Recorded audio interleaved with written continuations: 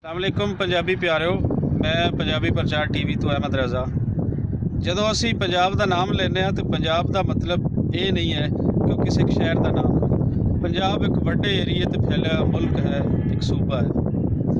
उधर ਜਦੋਂ ਅਸੀਂ ਨਿਕਲਦੇ ਹਾਂ तो ਉਹਦੇ 'ਚ ਰੰਗਾ ਰੰਗੀ ਤੁਹਾਨੂੰ ਨਜ਼ਰ ਆਉਂਦੀ है और ਉਹਦੀ ਖੂਬਸੂਰਤੀ ਜਿਹੜੀ ਹੈ ਉਹ ਸਾਨੂੰ ਬਹੁਤ ਹੱਦ ਤੱਕ ਦੱਸਦੀ ਹੈ। ਦਰਿਆਵਾਂ ਦੇ ਨਾਲ ਨਾਲ ਇੱਥੋਂ ਦਾ ਜਿਹੜਾ ਮੈਦਾਨੀ ਇਲਾਕਾ ਹੈ ਉਹ ਵੀ ਵੇਖਣ ਤੋਂ ਤਲਕ ਰੱਖਦਾ है। साड़ी कोशिश होती है कि तुहानू असी अपना पंजाब, सोहना पंजाब, प्यारा पंजाब वो भी खाते रहिए। अज असी जा रहे हैं नारोवाल। वैसे नारोवाल के नाल इत्थों दी सड़कां, इत्थों के मैदान, इत्थों दी फसलां वो कितनियां सोहणियां और किस हद तक वो दिल नूं लभांदी है। इसलिए ही तो असी कहने कि जीवे पंजाब धरती, जीवन पंजाब ते वसे पूरी दुनिया।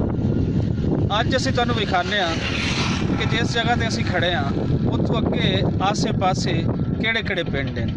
इस टाइम असी जिथे खड़े हाँ उत्थों मुरीद के है साडे लाहौर वाली साइड के पिछे 45 किलोमीटर, नारंग मंडी 15 किलोमीटर और शाहदरा 60 किलोमीटर ये बनता है।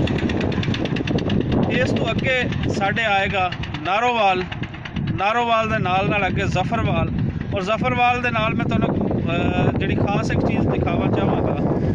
एक साडा कस्बा ऐसा भी है जिसका नाम बिल्कुल जिस पंजाबी जो प्यार पूरा छलकता है और वो सारी सब चीज़ नज़र आती है। असी चाहते हैं कि तुहानू वो भी विखाईए। लो दोस्तों, जफरवाल 60 किलोमीटर, नारोवाल 33 किलोमीटर, बुढ़ा डोला 25 किलोमीटर।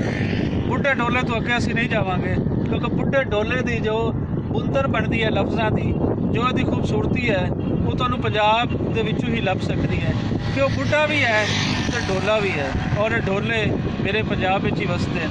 वो बुढ़े होवन, जवान होवन, वो बच्चे होवन, वो साडे डोले और डोले सदा जिंदा रहन।